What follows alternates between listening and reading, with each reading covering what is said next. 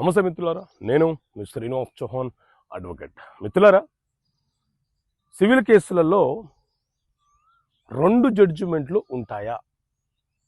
2 జడ్జిమెంట్లు ఇవ్వడానికి అవకాశం ఉంటుందా? అసలు చట్టం ఏం చెప్తుంది? సో మిత్రులారా, మన దేశంలో సివిల్ వివాదాల పరిష్కారాల కోసం సిపిసి, సివిల్ ప్రొసీజర్ కోడ్ అనే చట్టం బ్రిటిష్ కాలంలో నుంచి 1908 నుంచి అమలు ఉన్నది.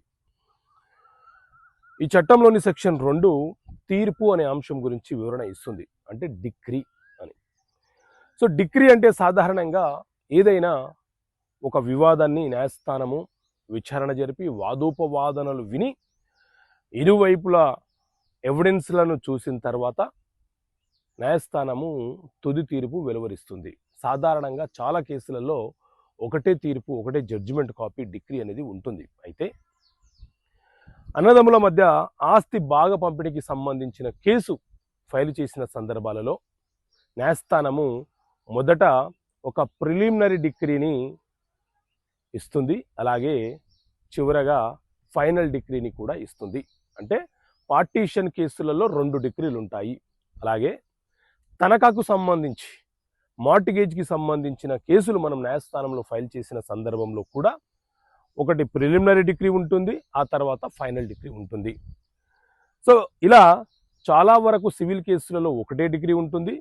ఈ 2 సందర్భాల్లో మాత్రము 2 డిగ్రీలు ఇవ్వడానికి అవకాశం ఉంటుంది.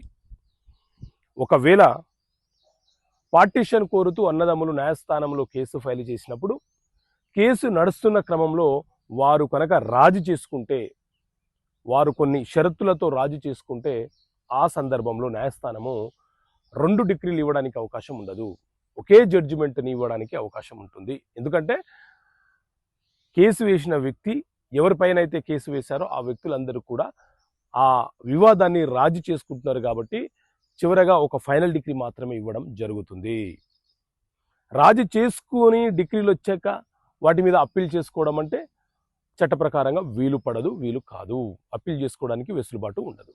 ఓకే మిత్రులారా, థ్యాంక్ యూ. జై హింద్.